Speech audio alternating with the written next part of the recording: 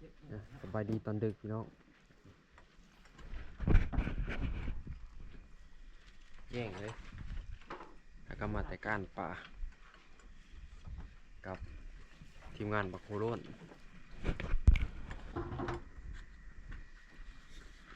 ตาย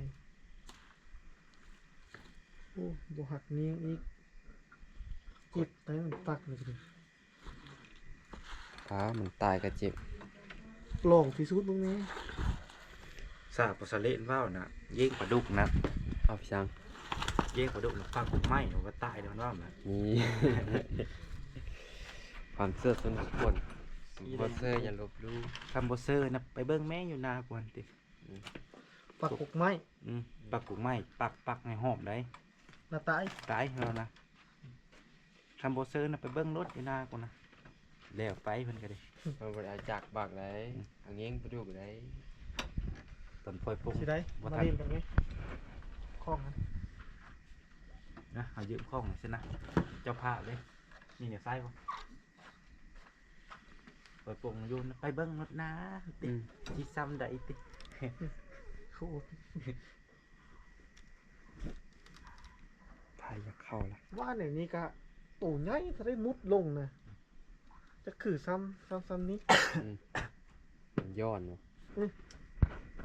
มันตายจะโบวะ บ่นะอันไหนอันบนหินนะกว่านี่นะอาทีมุดนะมันจะอยู่ได้เลยนะ ได้ปะ บ่ได้ไล่เอา ซ้ำถูกแล้วเนาะ ได้หมด7 โลนี่ สั่น ซุ่มเขา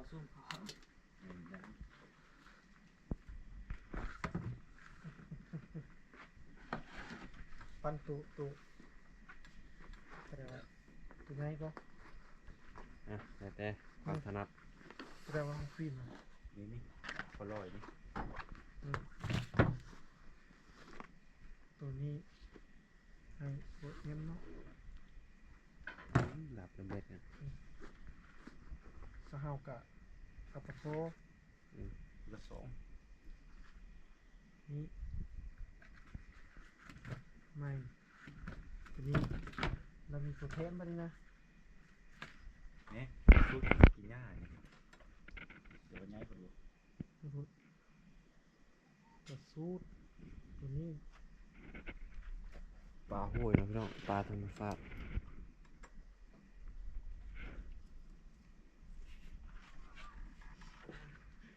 ตัวสูตรเนาะ รุ่นแจ้ง โคตัวนี้นะบอบเล็กมาซ่องเบิ้งมาซ่องเบิ้งนำกันอันนี้ สองมือสองมือ ไปกินหญ้ามาดินะ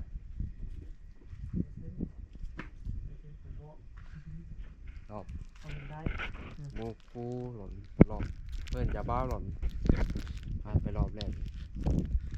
พูดแกจะว่าติด เอากะตัดกับตัวแบบนี้ ดักข้าวกันเลยพูด ทำเป็นพูด เรื่องมาก พูดใหญ่ติ ทำเป็นพูดได้ที่อย่างเงี้ยงปลาดุกปลาอย่างเนื้อปลาดุกนะปลาดุกปลากด กดข้ามเนี้ย ใช้ได้คือบ่หักเลยว่ะ นี่สิ มัน ทา หั น ก ใน ตัวนี้ ร้านตรงนี้นะ ตัวนี้หลบซ้ำน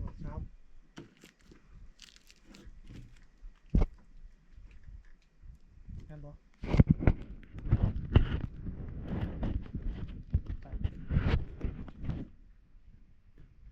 หันมาแล้วหมดพี่เจ้าค่ะ จากของซัมเมอร์ไปแก้อีก ตะปุกโน่น แล้วเราเฮ็ดมันได้ไหม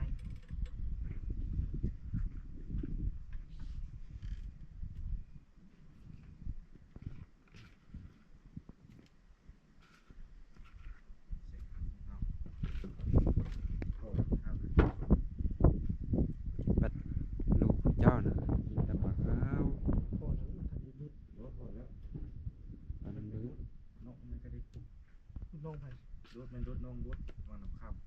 ำ ได้ลายบ่ หยัง ยังบ่แห้ง แย่แล้ว ยังบ่เอา แล้วเพิ่นไปรุดกลางคืน มื้อนี้ นี่แล้ว อืม นอนเฝ้า นะสวัสดีครับผม ได้ลายเลยวางครับ มีแต่ปลาดุกเฮ็ดแหน่ ให้ข้าวเบิดเลยนะ เป็นยังไปอยู่ที่ศาลก่อน มาซอดทันสมัยเลยขับลาซา ก็สะดอกกุ้มอยู่นะมาเพียนั้นนะ ไป จบบริบูรณ์ ดูรีบูท บายบาย